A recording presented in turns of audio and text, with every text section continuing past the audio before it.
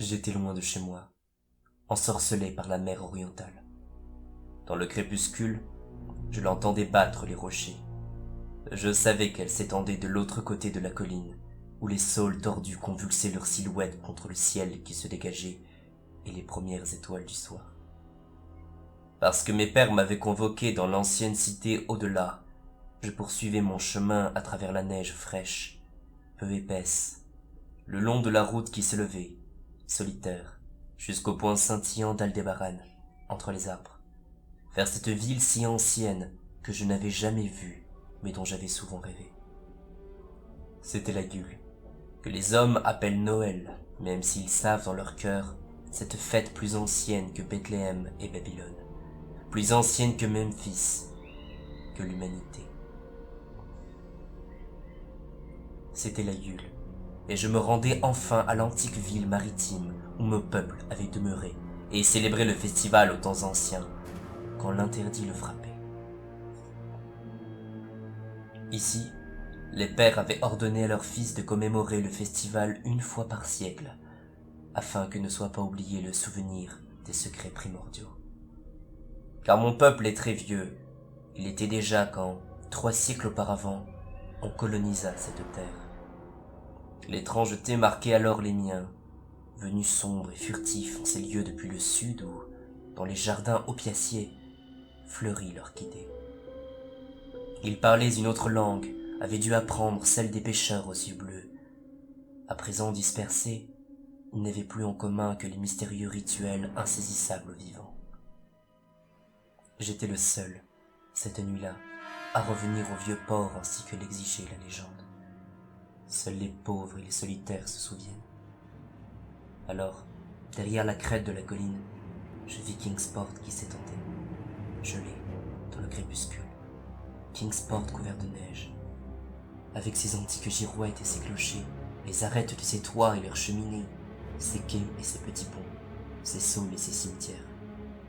Ces labyrinthes sans fin de rues étroites, abruptes, sinueuses, le pic central vertigineux et couronné de son église, que le temps n'ose altérer, et ces dédales infinis de maisons de l'ère coloniale, empilées les unes sur les autres, enchevêtrées tel un jeu de construction en désordre, sous tous les angles, sur plusieurs niveaux. L'âge de la ville planait de ses ailes grises sur les pignons blanchis par la neige et les toits à pentes brisées. Fenêtres à petits carreaux et œils de bœuf s'éclairaient un à un dans l'air froid de la nuit naissante pour se joindre aux lueurs d'Orion et des astres archaïques. Contre les quais pourrissants battait la mer, cette mer impénétrable et immémoriale par où était venu mon peuple dans les temps les plus anciens.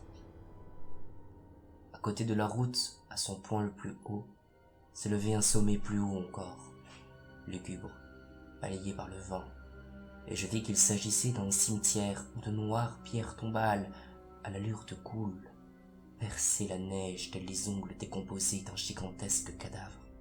La chaussée dénuée d'empreintes était complètement déserte, et parfois je croyais entendre au loin un affreux craquement, comme celui d'un gibet oscillant dans le vent. On avait pendu 4 des miens en 1692, pour sorcellerie, mais je ne savais où au juste. En suivant les lacets de la route qui descendait, en longeant la côte, je tendis l'oreille pour écouter les sons joyeux d'un village à la nuit tombante, mais n'entendis rien. Et je repensai à la période de l'année et supposai que ces gens de vieilles traditions puritaines pouvaient fort bien suivre des rites de Noël dont je n'avais pas idée, emplis de prières silencieuses près de l'âtre. Aussi renonçai-je à guetter les bruits de fête ou à chercher les yeux des passants.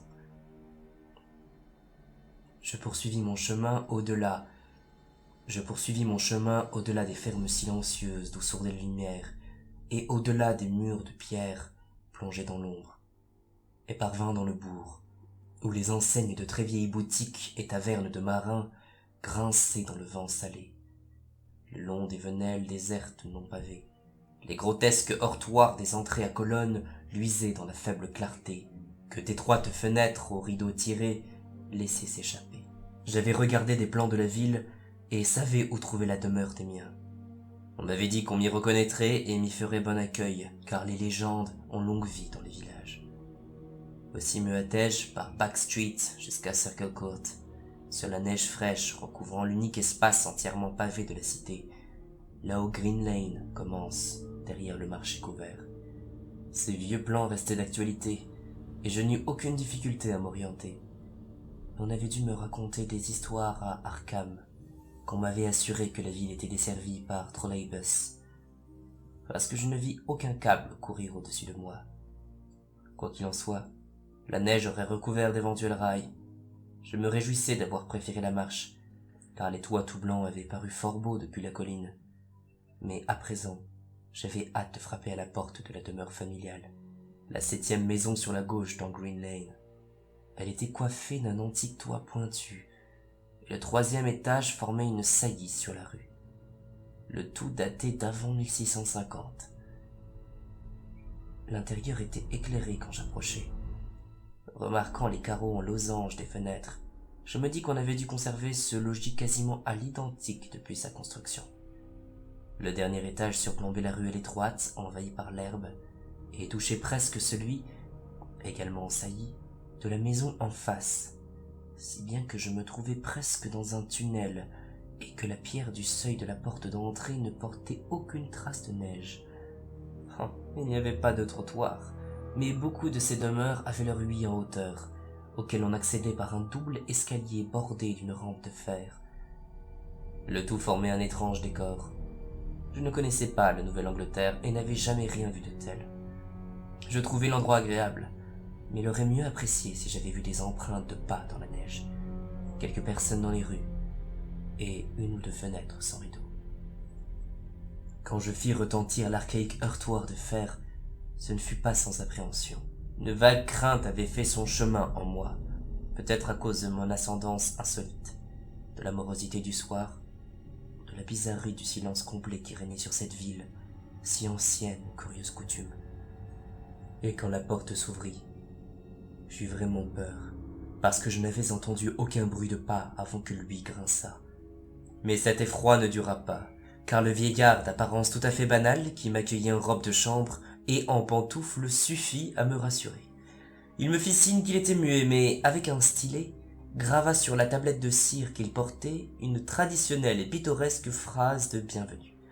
Il me pria d'entrer dans une pièce basse, éclairée aux chandelles, avec des poutres apparentes massives et quelques meubles épars, sombres et guindés, datant du XVIIe siècle. Le passé vivait ici. Rien n'y manquait. Un âtre caverneux et un rouet sur lequel se courbait une vieille femme, vêtue d'une ample robe longue et coiffée d'un bonnet à large rebord. Elle me tournait le dos, et malgré la soirée de fête, travaillait en silence.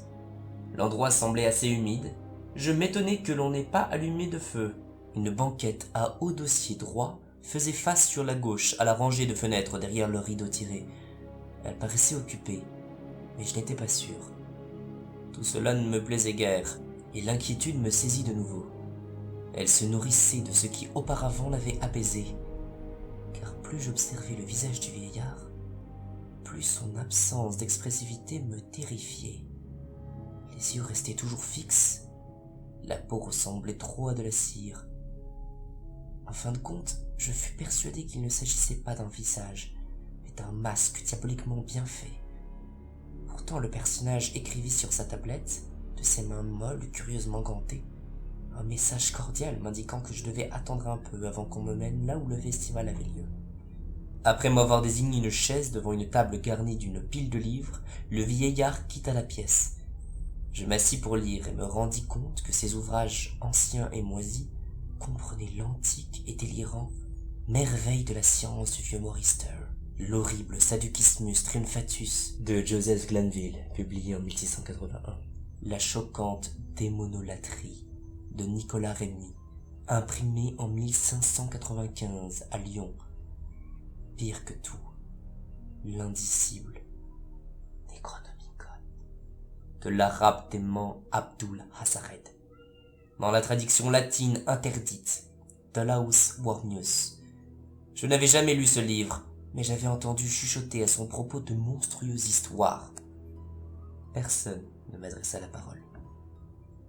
Toutefois, je pouvais entendre le grincement des enseignes dehors, dans le vent, et la vibration de la roue que la vieille femme abonnée continuait à actionner sans rien dire.